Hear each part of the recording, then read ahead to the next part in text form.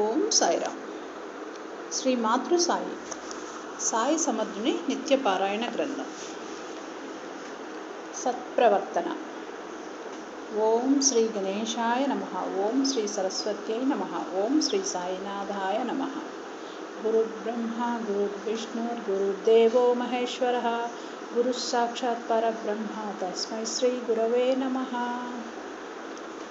శ్రీ సాయి బోధనలకు ప్రత్యేక స్థలము కానీ ప్రత్యేక సమయము కానీ అక్కర్లేదు. సందర్భము అవసరాలను బట్టి వారు నిత్యము భక్తుల సత్ప్రవర్తన అలవర్చుకోవడానికి తమ బోధనలను సూక్ష్మంగా వారికి అర్థమయ్యి ఆచరించేలా విడమరచి ఉదాహరణలతో సహా చెప్పేవారు.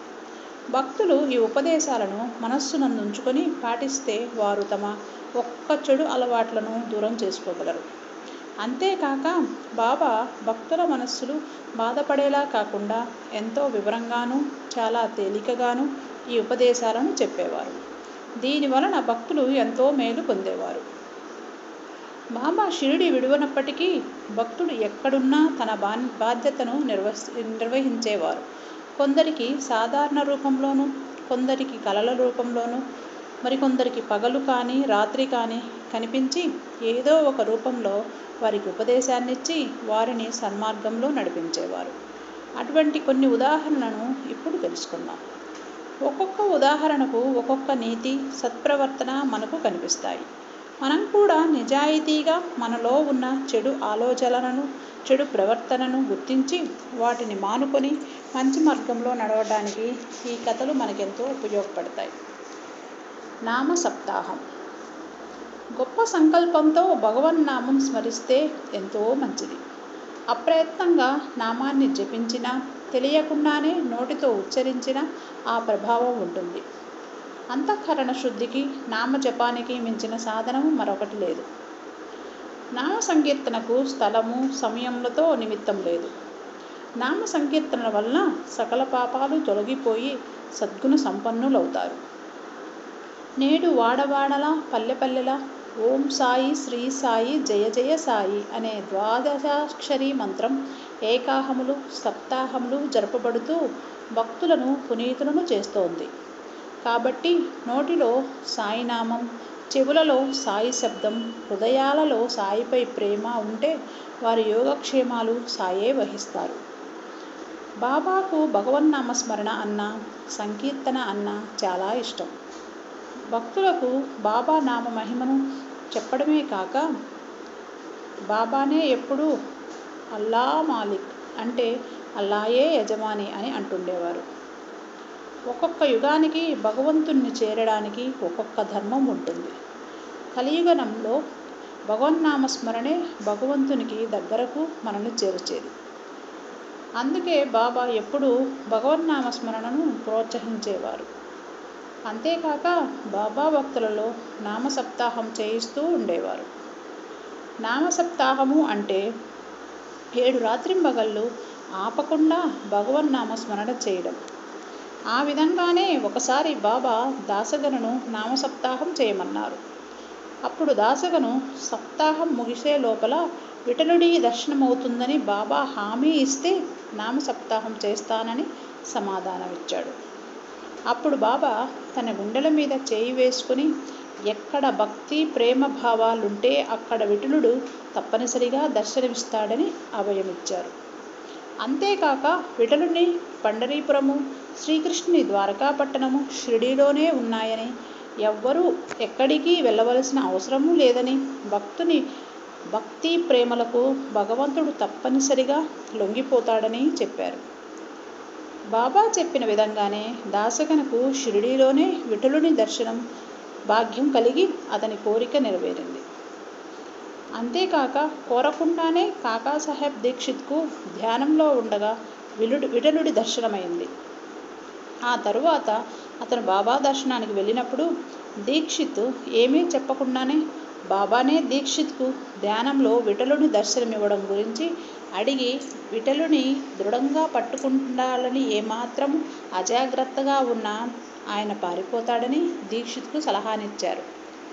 కోరకుండానే విఠలుడి దర్శనం ఇవ్వడమే కాక ఆ సంగతి చెప్పకముందే బాబానే సర్వం చెప్పి విఠలుడిపై దృఢ భక్తిని ఏ విధంగా పెంచుకోవాలో సలహా ఇచ్చినందుకు దీక్షిత్ ఎంతగానో ఆనందించాడు. ఇది జరిగిన రోజే దీక్షిత్ ధ్యానంలో దర్శనమిచ్చిన విఠలుడి ఫోటోలు అమ్మకానికి వచ్చాయి. వాటిని చూసిన దీక్షిత్ ఎంతో ఆశ్చర్యానందాలతో ఆ ఫోటోను కొనుక్కొని తన పూజా మందిరంలో ఉంచుకొని విఠలునిపై క్షీర భక్తిని, బాబా మాటలపై నమ్మకాన్ని పెంచుకొని లాభం పొందాడు. ఈ రకంగా బాబా తన భక్తులలో నిజభక్తిని పెంచి వారికి భగవంతునిపై స్థిర భక్తి కలిగేలా చేసేవారు. రామనామం. భగవన్నామ స్మరణలో ఉన్న ప్రాముఖ్యాన్ని బాబా ఏ రకంగా ప్రోత్సహించేవారో తెలుసుకున్నాం కదా. ఇప్పుడు మనకు ఏదైనా ఒక మంచి ఆలోచన కలిగితే దానిని బాబా ఏ రకంగా ప్రోత్సాహాన్నిచ్చి మన పని సఫలమవ్వడానికి ఏ విధంగా తోడ్పడతారో తెలుసుకుందాం. ఒక బుధవారం షిరిడీలో ఉండగా హేమాడ్ పంత్కు ఒక మంచి ఆలోచన వచ్చింది. అదేమిటంటే మర్నాడు గురువారం, శుభమైన రోజు. అటువంటి రోజున పవిత్రమైన షిరిడీలో ఆ రోజంతా పావనమైన రామనామ స్మరణలలో గడిపితే మన బుద్ధి, మేధాశక్తి అభివృద్ధి చెందుతాయని భావించాడు.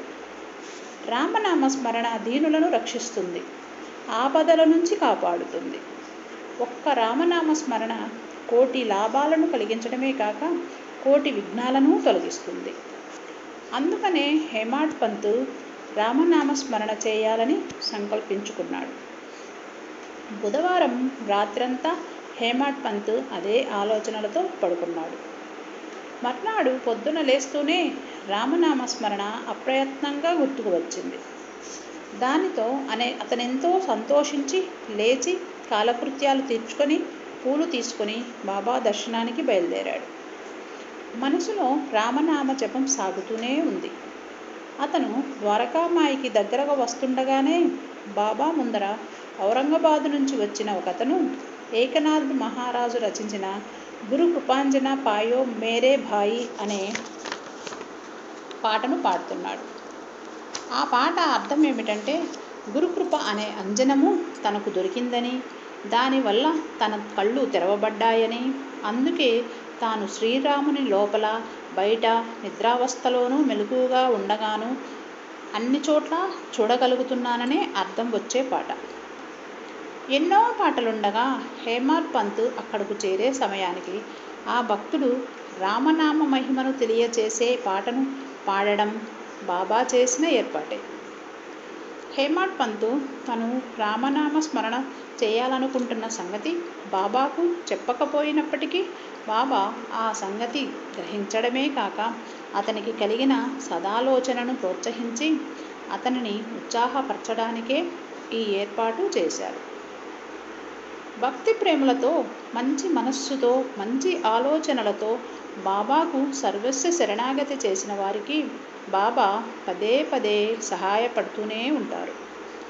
ఇందులో మన మంచి ఆలోచనను ప్రోత్సహించడమే కాక నామస్మరణంలో ఉన్న మాధుర్యాన్ని, మహిమను, దానివల్ల భక్తుడు పొందే లాభాన్ని కూడా తెలియజేశారు. ఈ రకంగా బాబా మనకు కలిగిన సద్భావనను ప్రోత్సహించి దాని ఫలితాన్ని మనం పొందడానికి తోడ్పడేవారని ఈ కథ ద్వారా మనకు తెలుస్తుంది. త్వమేవ సర్వం మమ దేవ దేవ. ఓం సాయిరామ్.